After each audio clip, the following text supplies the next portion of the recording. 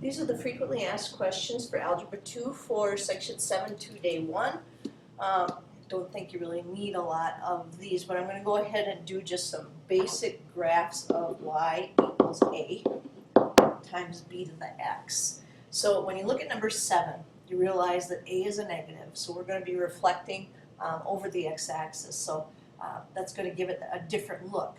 But the growth part of it is the 5, so normally it would look like that with y equals 5 to the x, but because of the negative, it'll do this instead. So you just want to have that visual of what's supposed to happen before you even start it and make a little table.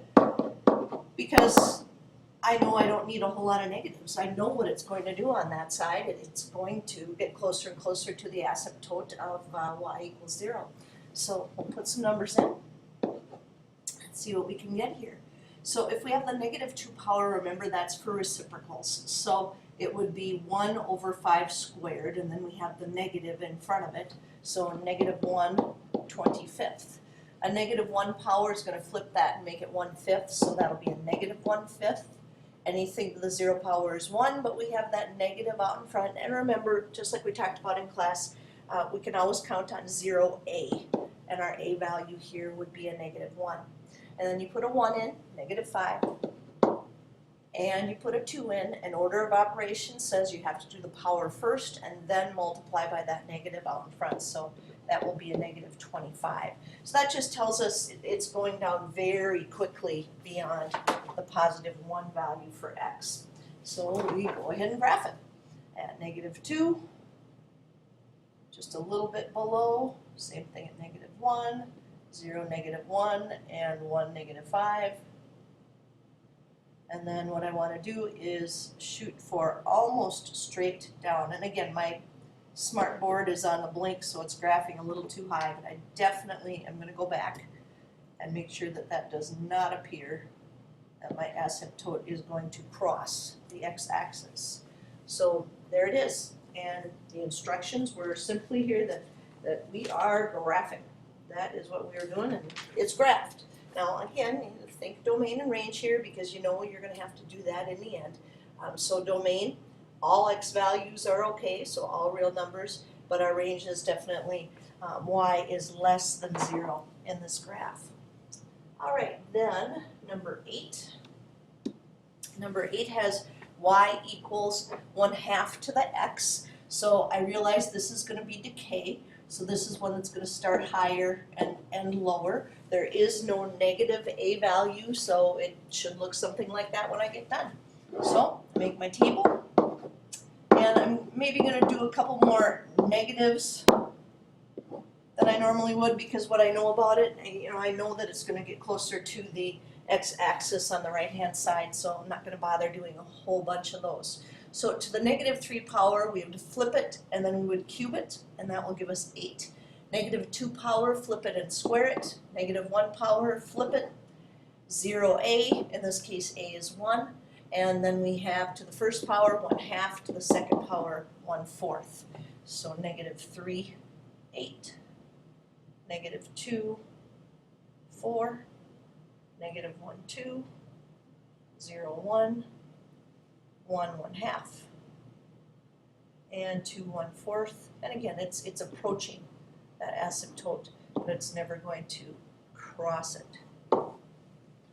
So there it is. Pretty basic, in fact, the most basic example of a decay function that we have, that y equals 1/2 to the x. Because like I said, if you ask a person, what's a fraction that you could live with, you've got to work with a fraction. What could you live with? Most people will say 1/2. Now number 14, I see the 1/3, so I'm thinking decay, but then I see the negative out in front, and I realize that's going to flip that over the x-axis. But again, I want that visual before I start, so that I will know what exactly it is I'm looking for here.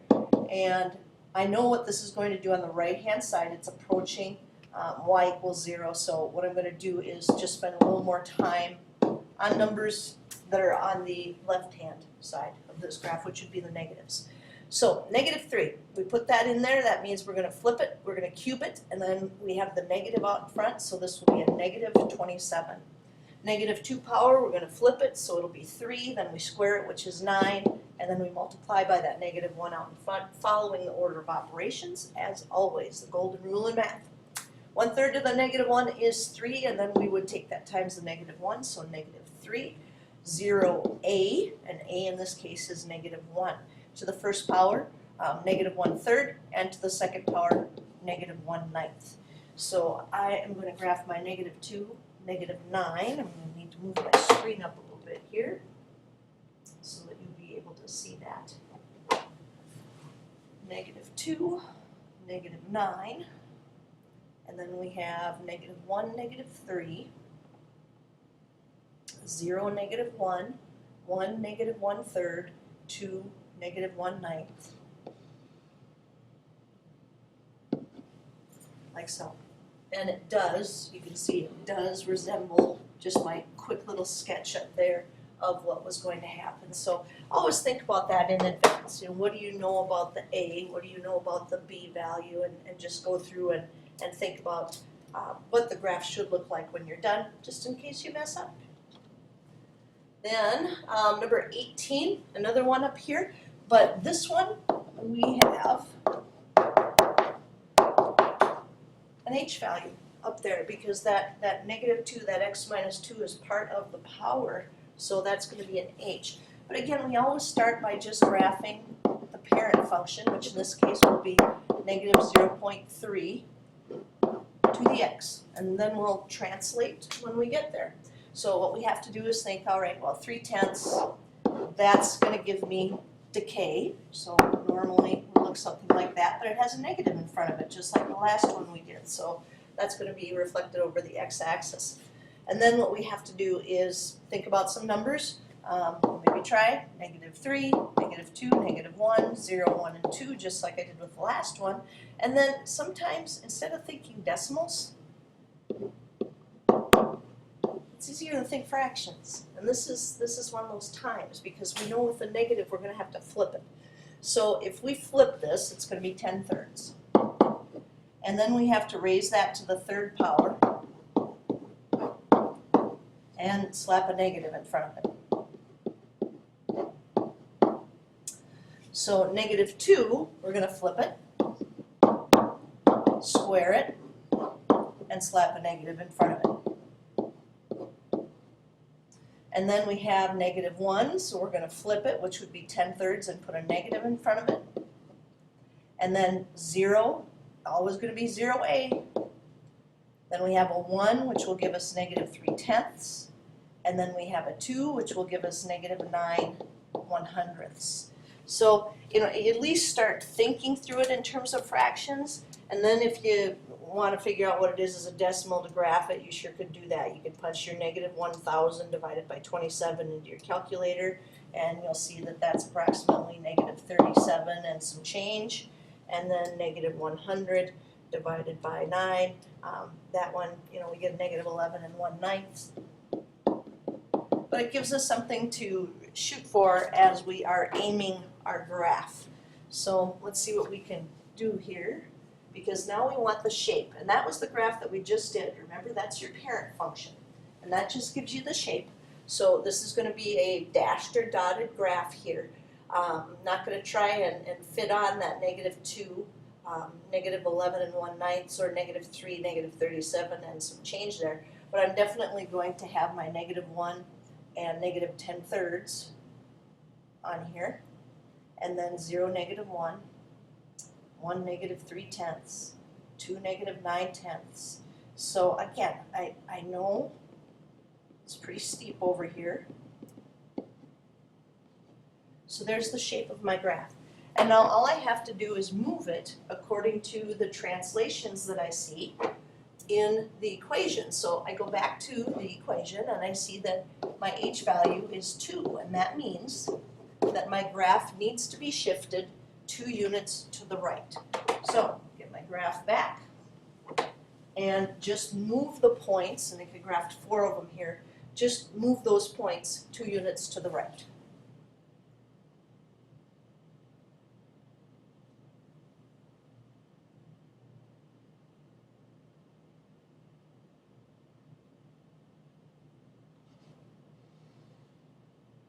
And you can see, and at some point I have to get the smartboard fixed so that its graphing is not so high. You can see it just looks exactly like I took the dashed line and moved it over to the right, and that's exactly what is supposed to happen there. And our domain is still all reals, and we still have y is less than 0 for our range in this one. Next one to look at is 22. And for 22, I'm going to need to use the calculator here because we've got a cake recipe that says to bake the cake until the center is 180 degrees Fahrenheit, then let the cake cool to 120 degrees Fahrenheit. The table shows temperature readings for the cake. Give a room temperature of 70 degrees Fahrenheit, what would be an exponential model for this data set? So this is a lot like the problem that we did in class, where we had to account for that cup of coffee and the room temperature being 68. So we'll be going about this exactly the same way. And then we're going to go after B. So A is just getting the model, let the calculator do that for us, and then B is how long does it take, which means we're going to have to graph this so we can figure that out. So let's see if I can get all of this to fit in a window that will be useful. All right, so now we're going to go under Stats, and we are going to edit because we need to enter this information in. And if there's anything in there already, clear that good stuff out, but we need to put in 0, 5, 10, 15, and 20. And then we need to put in 180 for L sub 2, 126, 94, 80, and 73. All right, so we have all of those in there. And then what we want to do is take a look at what that looks like in a stat plot. So second stat plot, second y equals. I'm going to turn that on. And then if I want to see the graph, I'm going to have to change my window. So I think about the fact that my x value here, the time, was 0 to 20. So maybe I'll go from 0 to 25. Just to make sure I see it all. And then my y's started at 73 and ended at 180. So maybe I'll do 70 to 190. All right, and now I want to see the graph. So there it is. 1, 2, 3, 4, 5 points. Kind of hard to see the fifth one. It's right up here at the 0 here. And this is where we stop and say, all right, we've got a problem. Because the calculator is thinking that the asymptote is down there at y equals 0. But we know that room temperature is 70. So what we have to do is go back into the stats box and go to the third list. And we're going to tell the calculator we want it to take those values that we had in the second list and we want to subtract 70 because 70 was our new room temperature. So for L sub 3, we're going to hit second, number 2, L sub 2 minus 70 to get that room temperature piece in there. And now when we graph it again,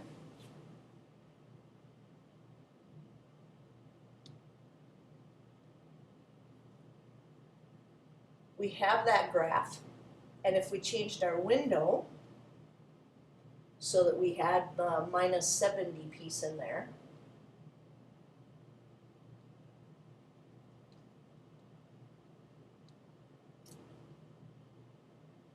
we have our graph looking like it's further above where that 70 cutoff of the asymptote would be, y equals 70. So now what we want to do next is we want to do the exponential regression. So stats, calculate, and remember it's down there under 0, and you could just scoot down until you get past 9. And there's exponential regression, or you can just hit 0 either way. And I do want it to use the first list and the third list because that was the one that accounted for that 70 degree room temperature. And I am going to have the calculator store that as y sub 1 so we can graph that. So I'm going to hit variables, and I'm going to hit to the right once for y variables, number 1, function variables, and number 1, which is y sub 1. And then I'm going to go down to calculate and let the calculator give it to me. So there it is. It says that my exponential regression equation should be y equals 127.3 times 0.84 to the x. So that is what I would write down for A.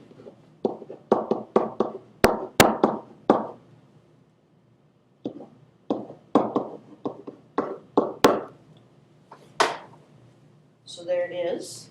And then, like we talked about in class, we need to translate that back up by putting the plus 70 piece on there. We moved it all down before, and so now we're going to move it back up. And if I look in y equals, it has the equation, but I need to put that plus 70 in there at the end. So I'm going to arrow over.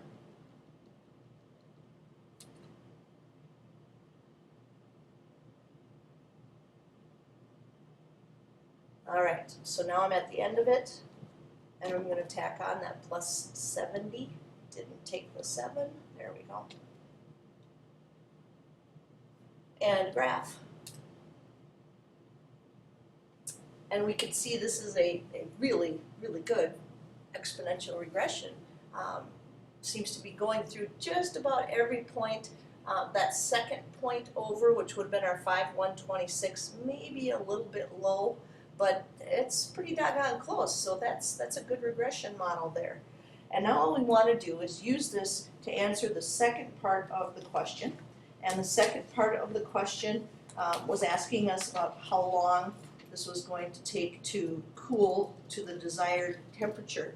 And the desired temperature was 120 degrees Fahrenheit. So y equals, and we're going to make the second one 120 degrees, because now we know this model has that plus 70 back in there, so it will do what we need it to do. We hit graph. You can see that nice intersection between the red, the 120 degrees, and our exponential model up there. And then second trace, number 5, bang, bang, boom, enter 3 times. And it's about 5.23.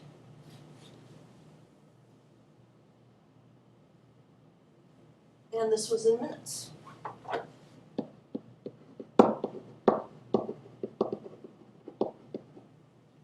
So, takes a while, and there's a lot to get used to as far as shifting the graph and then shifting it back up, but a very nice model that we have there.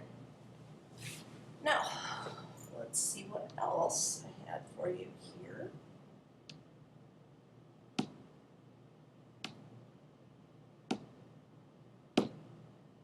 Okay, so getting to some review problems here. Number 46 is, what is the inverse of the function f of x equals the square root of x minus 4? And I am going to look at the domain right away, because I know that x has to be greater than or equal to 4. And then if we put that 4 in, we're going to get a 0. And if we put a 5 in, then we're going to get a 1. So our range is going to be y is greater than or equal to 0. Now the reason I'm doing that is because if I want to talk about the domain and the range of the inverse, I just flop those two around. So it'll be x is greater than or equal to 0, and y is greater than or equal to 4 for the range. So inverse. First, we replace that f of x notation with a y. Then we switch the x and the y, and then we solve for y. So we're going to have to square both sides, and then add 4. And we get y equals x squared plus 4. And now with the notation that we have for inverses, we write that as f inverse is x squared plus 4. So I'm taking a look up here, and I see there it is. It's answer G.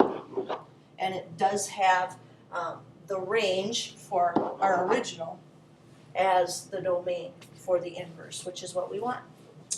And then number 47 has us doing composition. And composition, remember, is just a fancy way of substituting.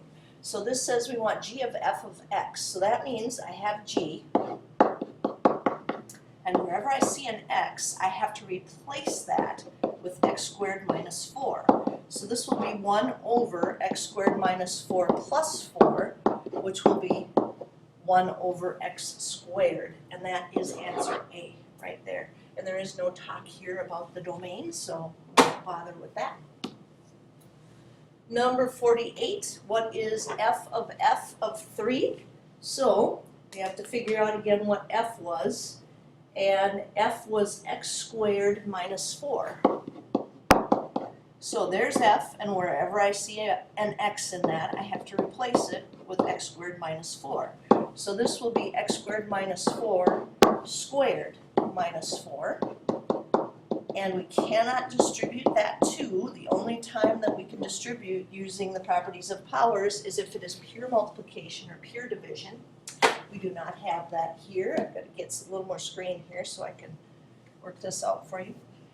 We go ahead and do FOIL, and we get x to the 4th minus 4x squared minus another 4x squared would be minus 8x squared plus 16 minus 4. So x to the 4th minus 8x squared plus 12, and then they wanted us to evaluate this for 3.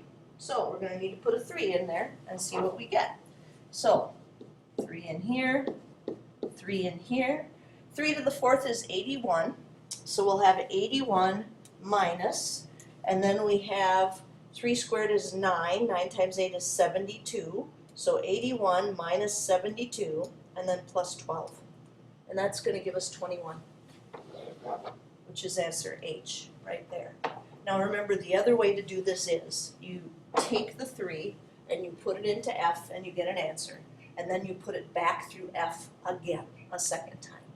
Number 49 says, what's the equation of the line shown at the right? And I noticed that they have purposefully given me 2 points. So what I need to do is I need to find the slope. And it's slope, slope, find the slope, average rate of change. y2 minus y1 over x2 minus x1. So our y values there are 3 and negative 1. 3 minus a negative 1 is 3 plus 1, which is going to give us 4. And 2 minus a negative 3 will be 2 plus 3, which will give us a slope of 4/5. And then what we want to do is realize that we have 2 points that we could use in the formula for this. So we want to use point slope formula because that's the formula that's built for this situation. And then I'm going to go ahead and use the point -3, -1. I always like that you put the negatives in and you get positives. So y minus a -1 will be y plus 1. Our slope was 4/5. And then x minus a -3 will be x plus 3. And I look up and I see, well, I've got to go a little farther because none of the answers look like that. So y plus 1 equals 4/5 x plus 12/5, and then I would subtract 1 from both sides and see if that's a match with anything that I have up there. And when you subtract 1, that's the same thing as 5/5, so that would be plus 7/5. And let's see, we have nothing up there that's matching that. So what that tells me is, because I just checked those that were in slope-intercept form, that it can't be one of those. You know, it can't be. So what I do is I think, all right, well now I want to get this in standard form. So in standard form, you can't have any fractions or decimals. I'm going to need to multiply my entire equation by 5. And then I want my x's and y's on the same side. So I'd subtract 4x from both sides and get -4x plus 5y equals 7, which just happens to be answer C. So there it is. And that is the last one from this assignment.